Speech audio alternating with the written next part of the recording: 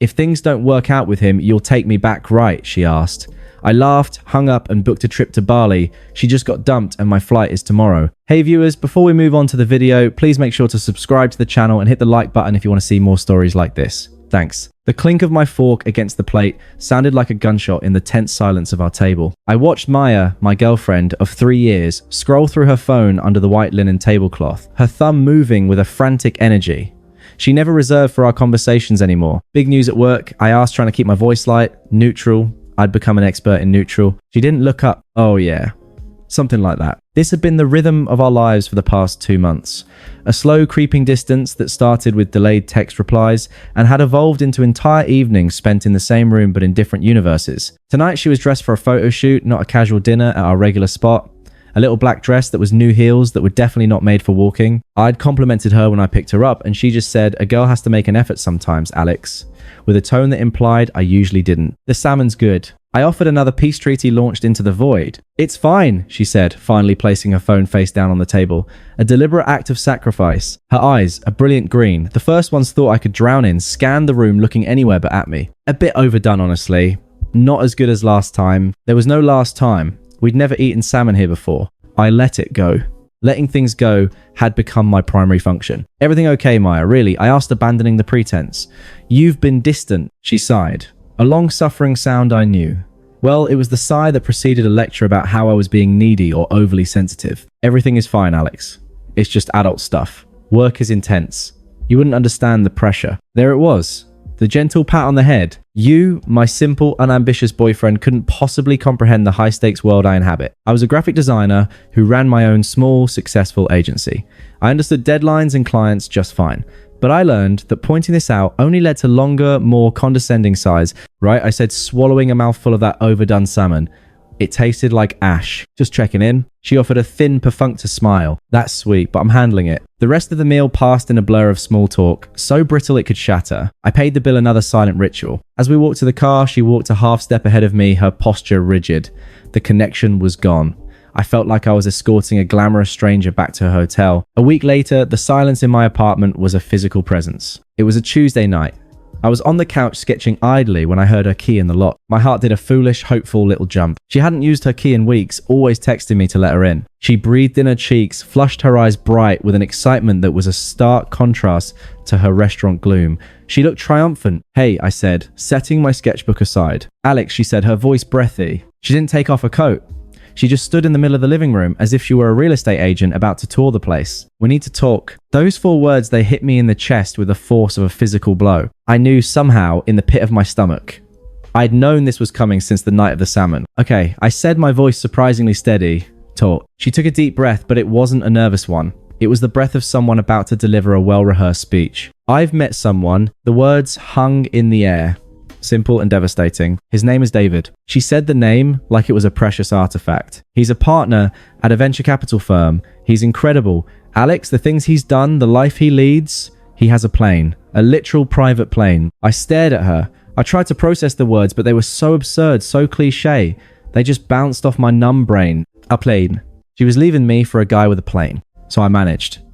The words feeling thick in my mouth. That's it. 3 years. And you're leaving. Because he has a plane. A flicker of irritation crossed her face. Don't be reductive, Alex. It's not about the plane. It's about what it represents. Ambition, drive, a life without limits. Her eyes swept over my cozy apartment, over my sketchbook on the couch over me. You're comfortable. You're my comfort zone. You're happy here in this little bubble. David is the adventure. He's the upgrade. The upgrade. The word was a punch to the gut. I was software version 1 and she was ready to install the new and improved model. I see, I said, because I didn't know what else to say. What do you say when the person you love tells you you're obsolete? She misinterpreted my silence for acceptance. Her posture softened and a patronizing smile touched her lips. It was the smile that broke me more than anything else. It was the smile you give a child who's finally understood a difficult lesson. Look, she said, taking a step closer, her voice dropping into a conspiratorial tone. Don't take this the wrong way. You're a great guy. You're kind. You're stable. You're my safety net. She paused, letting the phrase safety net hang in the air between us. It was not a term of endearment. It was a classification. If things don't work out with him, she continued, her head tilting as if she were offering me the most generous of consolation prizes. You'll take me back, right? I mean, it's us. What we have is real. It's just on pause. I looked at her. I really looked at her. The woman I'd planned a future with. The woman I'd loved. And in that moment, I didn't see the person I thought I knew. I saw a stranger who had just calmly, smugly informed me that my role in her life was to wait in the wings indefinitely, a reliable understudy for the star who might flub his lines. The anger, the hurt, the betrayal, it was a storm raging inside me. But on the surface, a profound, icy calm settled over me. It was the calm of finality of a door not just closing, but being locked and bolted forever. I didn't yell. I didn't cry. I didn't beg. I just looked at the woman who saw me as a backup plan and said, my voice eerily quiet, I think you should leave now. For a second, she looked startled, as if she'd been expecting an argument or worse, grateful acquiescence. Then her smile returned tighter this time. Okay, if that's how you want to be.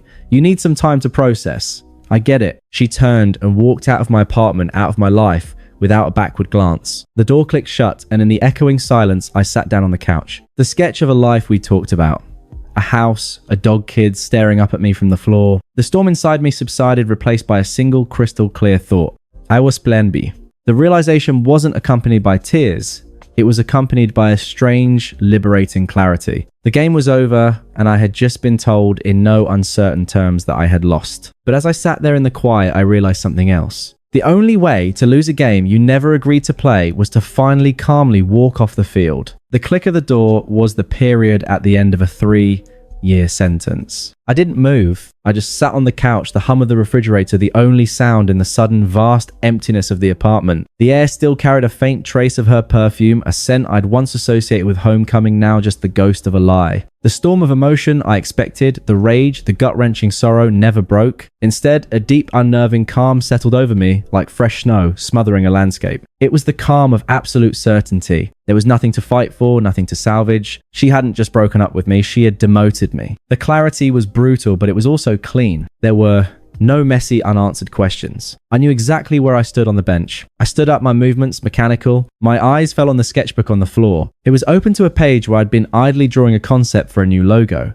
A twisting abstract knot that resolved into a bird in flight. The irony was so sharp it was almost funny. I picked up the book and closed it. That life, the one I'd been sketching with Maya in the margins, was gone. My gaze swept the room, and for the first time I saw it not as our space, but as a museum of my own naivete. The framed photo on the bookshelf from our trip to Colorado.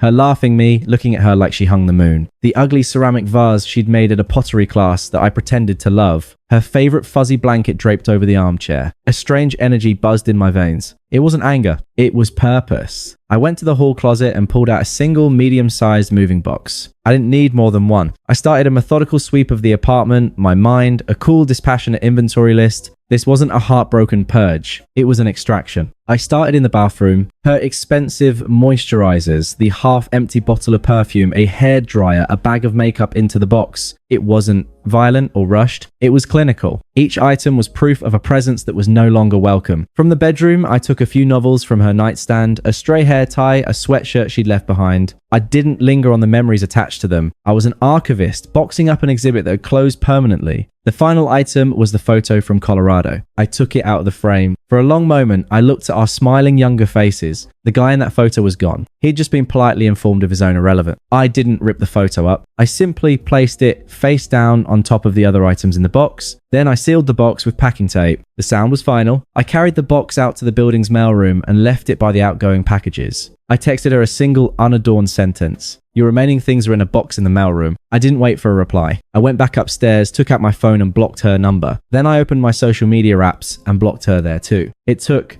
less than 60 seconds. I felt a click not on the screen but in my soul. A circuit had been broken. The silence in the apartment was different now. It wasn't empty. It was peaceful. I walked to my desk and opened my laptop. The screen glowed in the dim room. For years, Maya and I had talked about taking a big trip. Bali was always the dream. We'd saved a decent chunk of money in a joint account labeled Future Fun. It was supposed to be for a down payment on a house, a shared future. A cold, clear thought formed. That future was dead. The fund was now just money. My money.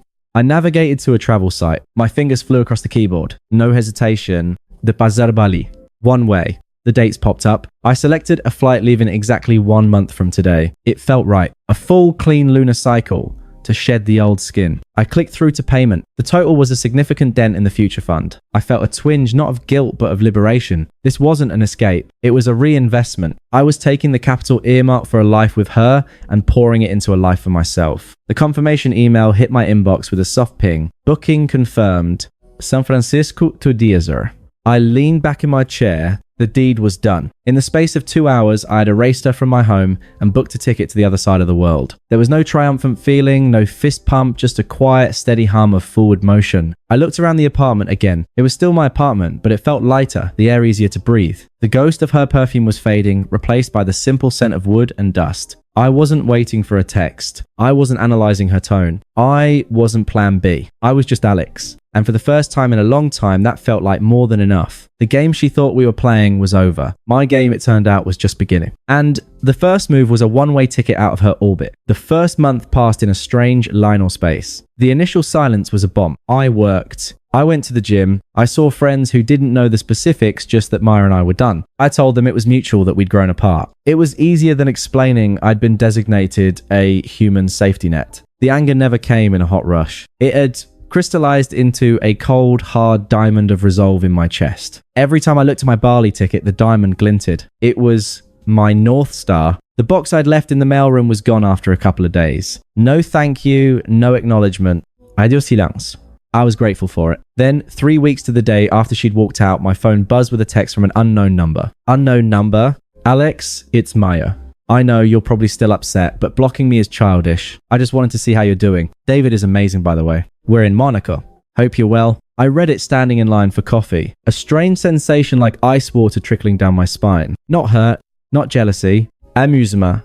The sheer unadulterated audacity of it, it was a classic move. The casual post-breakup boast designed to provoke a reaction to make me feel small. She was testing the waters, seeing if the net was still securely in place. She was throwing a pebble into a well she assumed was still bottomless with my devotion. I took a screenshot. I saved the number under do not answer. Then I blocked it. I didn't feel a thing. The pebble had landed in dry earth. Internal monologue.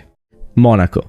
Good for her. It has nothing to do with me. I got my coffee and went about my day. The silence held for another 3 weeks. The date of my flight was now a tangible thing, just days away. I was packing my suitcase open on the bed when my phone vibrated. A voicemail from another new number. I almost deleted it, but a morbid curiosity took over. I put it on speaker and continued folding a t-shirt. Her voice was shaky, thick with tears. She wasn't faking. It was the sound of someone whose world had just cracked open. My, voicemail. Alex. Oh God, pick up please. It's me. David. He's not who I thought he was. He was just using me for a few weeks until someone shinier came along. He dumped me in Monaco. I had to pay for my own flight home. It was so humiliating. I think I made a terrible mistake. Can we please talk? I need you. I have no one else at Totok. I stopped, folding. I listened to the raw desperation in her voice. A younger version of me would have felt a surge of pity, a knight in shining armor instinct to rush to her rescue. That guy was gone. The cold diamond in my chest didn't thaw. It just got heavier. Her words weren't a plea for me. They were a plea for the comfort of Plan B. The backup was now being activated. I deleted the voicemail. I blocked the new number. Internal monologue. Her mistake. Her consequence, not my emergency. I finished packing. The suitcase was a promise I intended to keep. The final attempt came the day before my flight. I was doing a last clean of the apartment. My passport and boarding pass laid out neatly on the kitchen counter like sacred objects. My phone rang. It was Sarah, a mutual friend who had always been more Maya's friend than mine. The one who loved drama. I almost didn't answer, but a part of me wanted to see this through. Alex, it's Sarah. Her voice was sharp, accusatory. Sarah, look, you need to call Maya. She's a mess. A complete mess. What you're doing to her is cruel. I almost laughed. What I'm doing to her, yes, she made a mistake, Alex. A big, stupid mistake. But you're just abandoning her when she needs you most. She's devastated. The man I knew wouldn't be this heartless. He'd have some compassion. I felt a flicker of anger then, not for me, but for the sheer toxicity of the expectation that I should be the emotional dumping ground for the person who discarded me. Sarah, I said, my voice calmed flat. The man you knew was Plan B.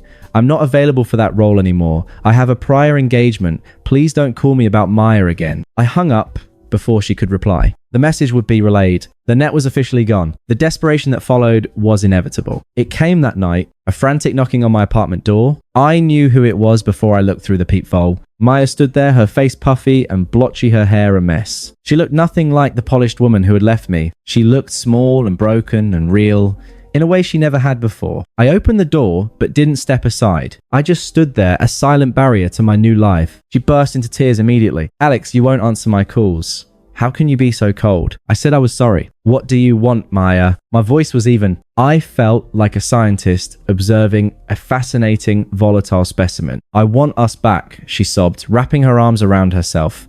I was stupid blind. I see that now. You're my rock. You're the only good, real thing that ever happened to me.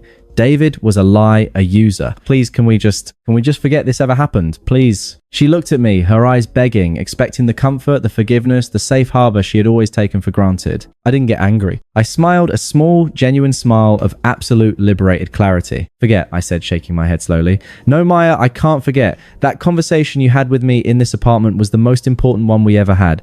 You were finally perfectly honest. You told me I was the backup plan. And you know what? I'm grateful for that. She stared confused. Gee, grateful. Yes. It set me free. I gestured around the empty, clean apartment. I'm not your safety net. I'm not your comfort zone. And I am definitely not waiting around to see if your life with someone else works out. Her face began to crumple, the hope turning to panic. She saw my packed bags by the door. Where are you going? I turned and walked a few steps to the kitchen counter. I picked up my passport and the printed boarding pass. I held it up so she could see the destination, the date, the time. The flight was in 10 hours. You asked me 3 months ago, I said my voice quiet but carrying perfectly in the still air if I'd take you back if things didn't work out with David. A flicker of that old entitled hope returned to her eyes. Yes? I looked from the boarding pass to her. They didn't work out. And my answer is no. The hope shattered. Her face contorted, not in sadness, but in pure, unfiltered rage. The mask was fully off. This was the real her, the one she hid beneath the tears and the apologies. You're a bastard, she spat, her voice venomous. A cold, heartless bastard. You were never the man I thought you were.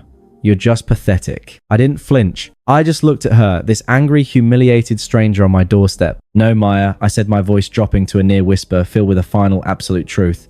I'm exactly the man you told me. I was the one who plays it safe. I glanced at the ticket in my hand, then back at her. And right now, the safest thing for me is to get as far away from you as possible. Goodbye. I didn't wait for a response. I closed the door. Not a slam, but a firm, definitive click. The sound of a vault ceiling. The next morning, I took a taxi to the airport. As the plane lifted off climbing through the clouds, I looked down at the city, shrinking away. The storm of her arrival, the silence of my exit, the desperate unraveling of her attempts. It all felt like a story that had happened to someone else. I leaned back in my seat. She was right about one thing. David was an adventure. He was the adventure that showed me I was worth more than being someone's consolation prize. And for that, I supposed I owed them both a thank you. The plane turned heading west toward the sun. I closed my eyes not to sleep, but to rest in the quiet, profound peace of my own irreplaceable company. Thanks for watching. Make sure to subscribe to the channel and hit the like button. What do you think about this story? Share it in the comments.